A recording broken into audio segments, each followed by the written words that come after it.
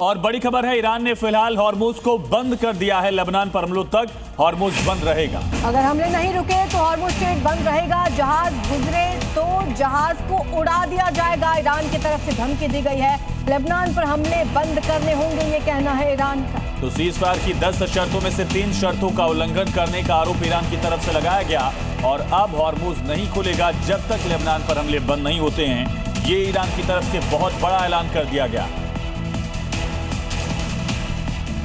Hormuz पर Iran ने तय किया है टूर। एक बैरल के साथ डॉलर रेट फिक्स किया गया।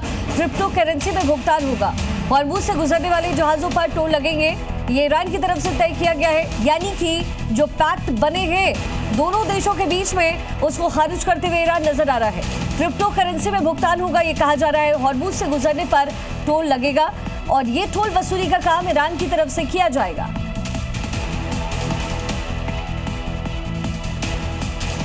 बड़ी खबर है, ईरान समर्थक देशों को डोनाल्ड ट्रंप ने बड़ी धमकी दी है। ईरान को हथियार अगर दिए तो टैरिफ लागू होगा। 50% टैरिफ लगाने की बात की गई है। कोई छूट या रियायत नहीं दी जाएगी, ये कहना है डोनाल्ड ट्रंप। डोनाल्ड ट्रंप ने कहा कि ईरान को हथियार देने वाले देशों पर 50% अतिरिक्त टैरिफ लगाया जाएगा और इसमें कोई भी छूट नहीं दी जाएगी। एक बड़ी धमकी डोनाल्ड ट्रंप की तरफ से। एक तरफ सीज़फायर और दूसरी तरफ धमकियों का दौर जारी। खासतौर पर ट्रंप ने कहा है कि ईरान को हथियार सप्लाई करने वाले देशों पर टैरिफ लगाया जाएगा। ट्रंप ने एक बार फिर अपनी टैरिफ नीति को बड़ा हथियार बनाया है और उन देशों पर फोड़ दिया है जो युद्ध में ईरान की मिलिट्री पावर बढ़ाने में लगे हुए हैं। बिना किसी का नाम लिए ट्रंप ने धमकी देते हुए कहा कि जो भी देश ईरान को हथियार दे रहा है उस पर अमेरिका तुरंत 50% टैरिफ लगाएगा, जो बिना किसी रियायत के तत्काल प्रभाव से लागू होगा। यानी सीज फायर के बावजूद अमेरिका ईरान के बीच टेंशन पूरी तरह से खत्म नहीं हुई है।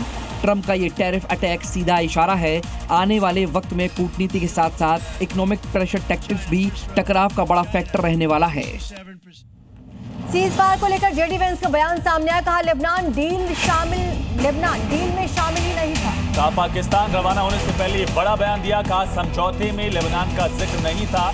नेतन्याहू ने पहले खारिज किया कि लेबनान को लेकर कोई डील नहीं हुई।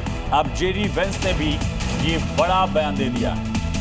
और इसी बीच जंग से जुड़ी बड़ी खबर है, लेबनान पर इजराइल ने बड़ा हमला किया। 1 मिनट में 160 बम गिराए गए हैं। 50 फाइटर जेट हमले में शामिल रहे। हिजबुल्लाह के ठिकानों को लगातार निशाना बनाया जा रहा है।